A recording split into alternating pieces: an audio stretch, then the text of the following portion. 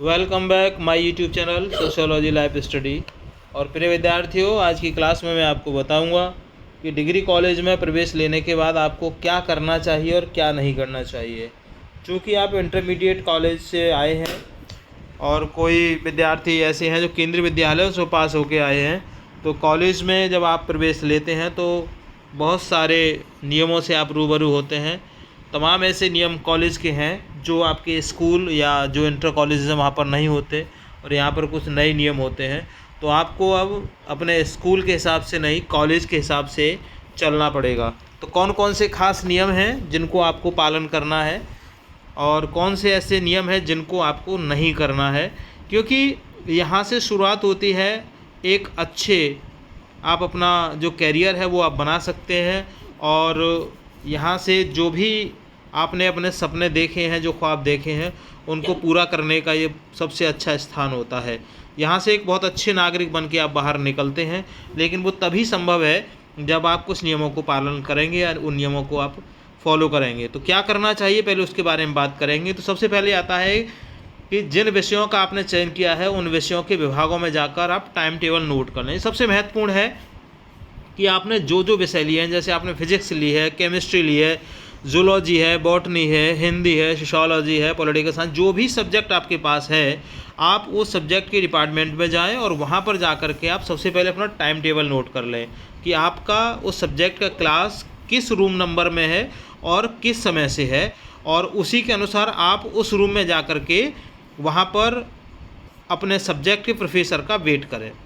यहाँ पर देखिए, आपको जो भी सब्जेक्ट आपके पास हैं, आपको उन्हें पढ़ने के लिए उन डिपार्टमेंटों में जाना पड़ेगा। एकदम जस्ट अलग है। जैसे इंटर कॉलेज में क्या होता था कि आपका अपना एक सेक्शन होता था, उस सेक्शन में आप बैठे रहते थे और आपके सब्जेक्ट के हिसाब से वहाँ पर टीचर आपको पढ़ाने के लिए आते थे। लेकिन डिग्री कॉलेज में क्या है कि आपको उन डिपार्टमेंट में जाना पड़ेगा जो सब्जेक्ट आपने सेलेक्ट किए हैं। दूसरी बात है, इसमें सिलेबस और कोर्स को अच्छी तरह से समझें ताकि पढ़ाई की प्राथमिकता निर्धारित की जा सके कि आपने जो सब्जेक्ट आपका है वो सब्जेक्ट के सिलेबस को आप ठीक से समझ लें। और अगर आपको समझने में कुछ कठिनाई है तो आप अपने उस सब्जेक्ट के उस प्रोफेसर से ज़रूर कांटेक्ट करें जो आपको वहाँ पे पढ़ा रहे हैं। स्टडी प्लान बनाएं जिससे पढ़ाई का समय नोट्स बनाने, प्रोजेक्ट्स और परीक्षाओं की तैयारी इसमें शामिल हो। मतलब आप नोट्स अभी से बनाएंगे तो आपको परीक्षा के समय में कोई दिक्कत नहीं आएगी और आप आसानी से आप अपनी परीक्षाओं की तैयारी कर पाते हैं। कॉलेज में आयोजित सेमिनार, वर्कशॉप और इंटरैक्टिव सेशंस में भाग लें ताकि ज्ञान बढ़े और नए विचार आपको प्राप्त हों। तो कॉलेज में जो सेमिनार होती हैं, वर्कशॉप होती हैं, उनमें आप बढ़ चढ़ के प्रतिभाग करें। ऐसा नहीं कि आपने एडमिशन ले लिया और आप बिल्कुल कॉलेज ही नहीं आ रहे हैं, क्लास नहीं आ रहे हैं, तो आपको पता ही नहीं है कॉलेज में हो क्या रहा है। तो इससे क्या होता है कि आप पास हो जाते हैं लेकिन आपके पास नॉलेज नहीं होती। तो उस नॉलेज को गेन करने के लिए आप ज़रूरी है कि कॉलेज में आयोजित की जाने वाली सेमिनारों में आप पूरी तरीके से पार्टिसिपेट करें। आवश्यकता अनुसार इंटर्नशिप, प्रोजेक्ट और प्रैक्टिकल अनुभव प्राप्त करें जिससे वास्तविक दुनिया की आपको समझ बने। तो जो प्रैक्टिकल्स कराए जाते हैं, जैसे केमिस्ट्री है, फिजिक्स है, बॉटनी है, जूलॉजी है, साइकोलॉजी है, ज्योग्राफी है, उनमें जो प्रैक्टिकल्स होते हैं उन प्रैक्टिकल में ज़रूर आप पार्टिसिपेट करें जिससे कि आपके पास एक प्रैक्टिकल नॉलेज हो। कॉलेज के सभी नियम और निर्देशों का पालन करें, जैसे समय पर कक्षा उपस्थित होना, अनुशासन बनाए रखना और ज़रूरी अनुमति लेना। किसी भी क्लास में अगर मान लीजिए आप देर से पहुंच रहे हैं और वहाँ पर प्रोफेसर क्लास पढ़ा रहे हैं तो बिना पूछे आप उस क्लास में एंट्री ना करें, उनसे पहले परमिशन लेना तभी आप क्लास में घुसे।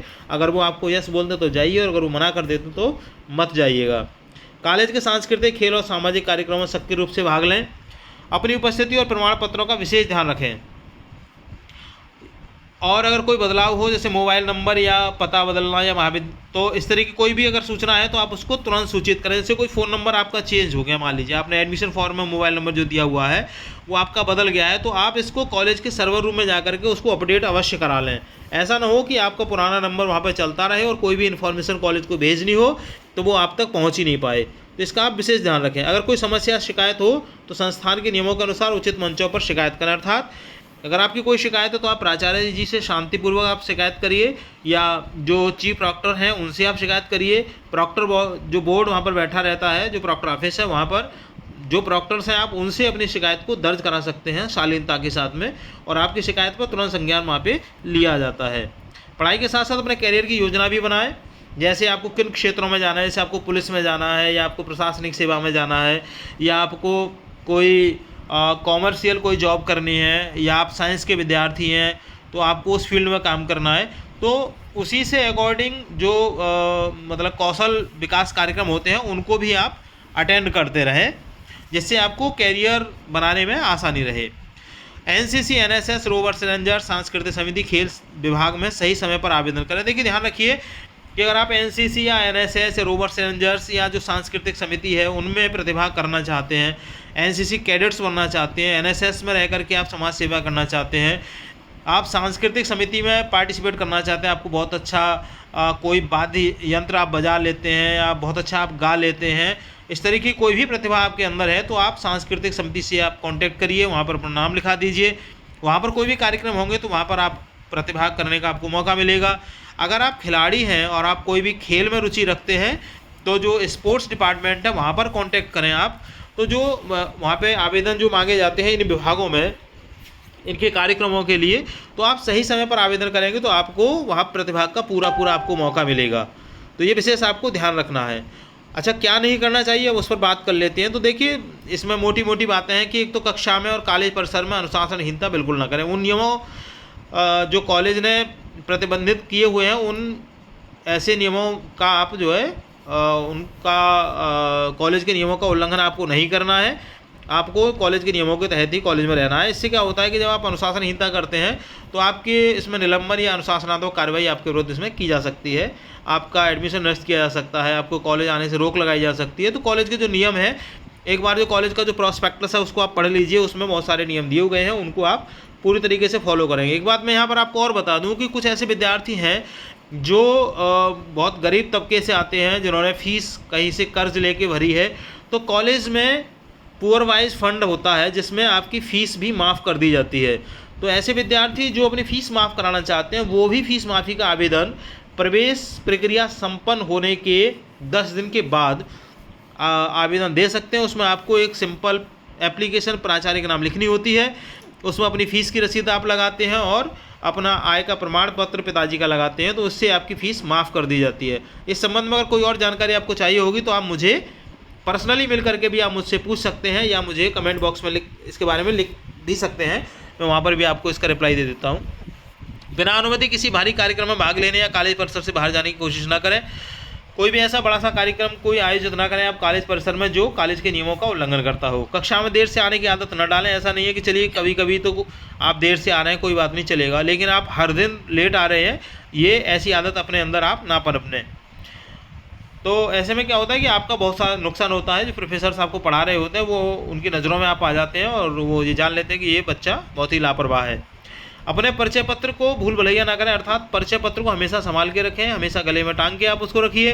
खो जाने पर उसकी थोड़ी सी फीस आपको देनी होती है और वो नया आई कार्ड आपको मिल जाता है। वैसे आप जो कॉलेज की वेबसाइट है वहाँ से अपने आई कार्ड है उसको आप डाउनलोड कर सकते हैं।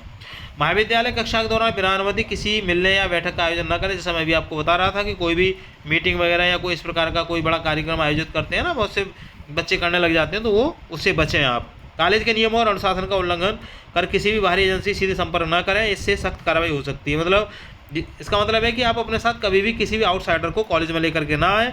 अगर कोई आउटसाइडर कॉलेज में चेकिंग के दौरान पकड़ा जाता है तो उसमें उसके अगेंस्ट तो कार्रवाई होती ही है, साथ में आपके खिलाफ भी कार्रवाई कर दी जाती है, इससे आपका नुकसान हो सकता है। कॉलेज प्लास्टिक फ्री है, पॉल्यूशन फ्री करने की कोशिश कीजिए। इसको प्लास्टिक का जो उपयोग है कॉलेज में बिल्कुल मत कीजिए, अर्थात ऐसी चीज़ें जिनसे जो उसका पर्यावरण है जो प्रदूषित होता है, तो ऐसी सामग्री का इस्तेमाल कॉलेज परिसर में मत करिएगा। पर्यावरण का विशेष ध्यान रखें, क्योंकि आप जब संस्थान है तो आप हैं तो संस्थान है, संस्थान आपका अपना है। इसकी पूरी तरीके से देखभाल करना, पर्यावरण को बनाए रखने की जिम्मेदारी हमारी आपकी सबकी है, तो इसमें पूरा आप सहयोग करें। तो ये खास बातें थी जो मैंने बताई हैं प्रिय विद्यार्थियों। मुझे उम्मीद है कि आपको ये जो बातें हैं ज़रूर पसंद आएंगी, क्लास आपको पसंद आएगी। लाइक कीजिए इसको अगर पसंद आए, चैनल पर नए हो तो उसको सब्सक्राइब कीजिए, वीडियो पसंद आए तो लाइक शेयर कीजिएगा। मिलते हैं अगली क्लास में, तब तक के लिए जय हिंद।